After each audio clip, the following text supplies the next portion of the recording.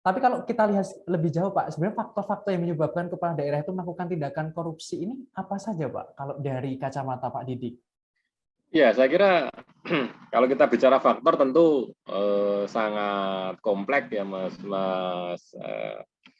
Bima dan para pemirsa yang budiman. Jadi sangat beragam faktor-faktor yang bisa mendorong atau berkontribusi bagi terjadinya hal semacam ini dan sangat beragam ya. Jadi tadi kalau saya sampaikan sebenarnya otonomi daerah itu bisa menjadi pisau bermata dua dengan nilai-nilai yang ideal sebenarnya. Dan sekarang yang tampak adalah paradoks semacam itu ya. Justru malah tujuan yang otonomi daerah itu belum terwujud. Yang terjadi malah justru penyimpangan-penyimpangan di beberapa daerah. Nah, kalau saya lihat itu faktornya dan ini juga sudah cukup sering untuk dibincangkan ya, diungkap oleh berbagai pihak. Saya kira bisa dari apa internal si oknum itu sendiri atau katakanlah aktor tadi, pelaku tadi maupun dari eksternalnya ya. Kalau saya sebut eksternal itu bisa berkaitan dengan sistem yang ada seperti kita singgung tadi, bisa juga dari kelompok-kelompok atau organisasi di luar birokrasi gitu kan ya. Bisa juga dari masyarakat juga bisa berkontribusi di situ gitu kan. Bisa berkontribusi akan terjadinya penyimpangan-penyimpangan pemerintahan tadi. Mengapa saya sebut masyarakat juga berkontribusi? Karena sebenarnya dalam perwujudan pemerintahan yang bersih dan baik ini itu sebenarnya elemen masyarakat itu juga punya peran besar di situ gitu kan. Sehingga ambil contoh misalnya saya pernah menulis di sebuah media gitu kan ya berkaitan dengan mengapa sebenarnya fenomena penyalahgunaan kekuasaan oleh kepala daerah itu cukup masif atau cukup sering terjadi gitu kan. Salah satu garis besar yang saya rumuskan itu adalah kepala daerah itu memiliki ya tadi secara umum memiliki kewenangan yang luar biasa gitu kan ya, memiliki kekuasaan yang besar ya. Kalau dalam bahasa sistem pemerintahan daerah apa yang dimiliki pemerintah kepala daerah itu kewenangannya sudah menurut saya terlalu besar gitu kan.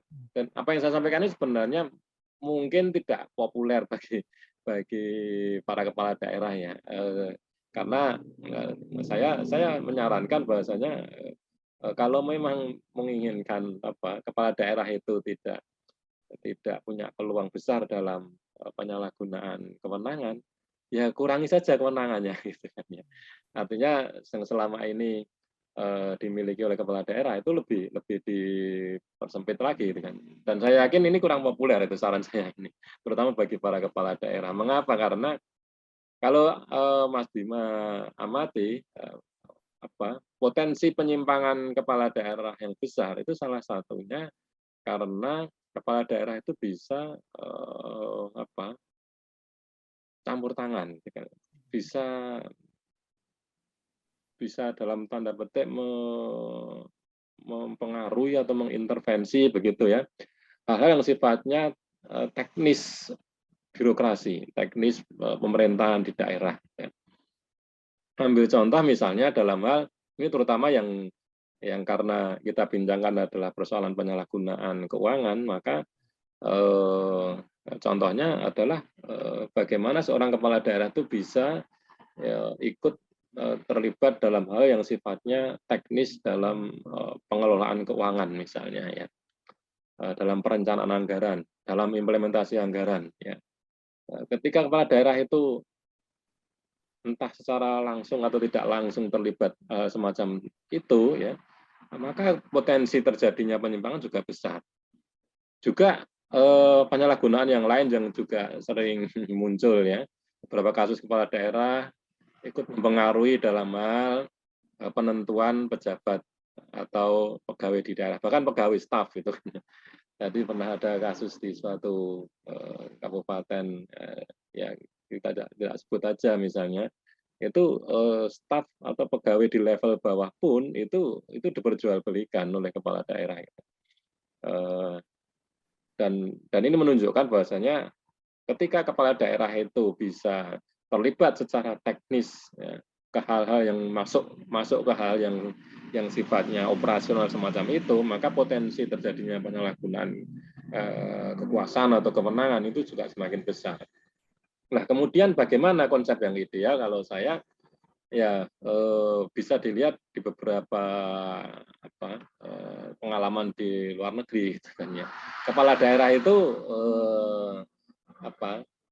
dibatasi kewenangan pada hal yang sifatnya global, umum, ya, kebijakan-kebijakan strategis, ya.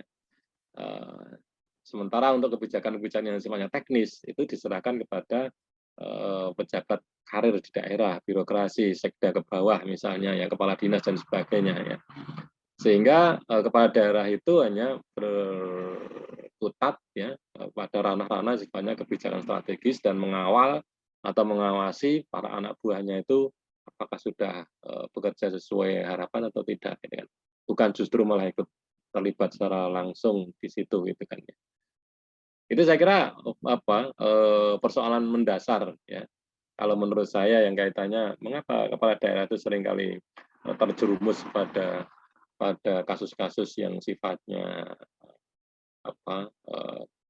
di bidang keuangan atau kepegawaian, ya. Karena kalau saya lihat kewenangan mereka ke situ itu mereka bisa masuk ke level-level operasional meskipun katakanlah dilakukan oleh para birokrat di bawah kepala daerah, tapi kepala daerah masih punya kewenangan cukup besar di situ, punya power untuk mengendalikan. Itu yang kemudian potensi terjadinya penyalahgunaan kekuasaan itu akan tetap semakin besar. Selain juga faktor yang lainnya, terutama kaitannya dengan ketiadaan check and balances, ya, kurangnya pengawasan dan sebagainya. Dan juga faktor misalnya tuntutan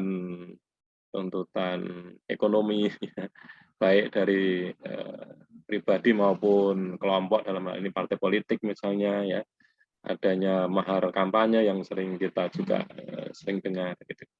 Jadi cukup banyak Mas Bima faktor yang mungkin bisa mendorong hal semacam itu.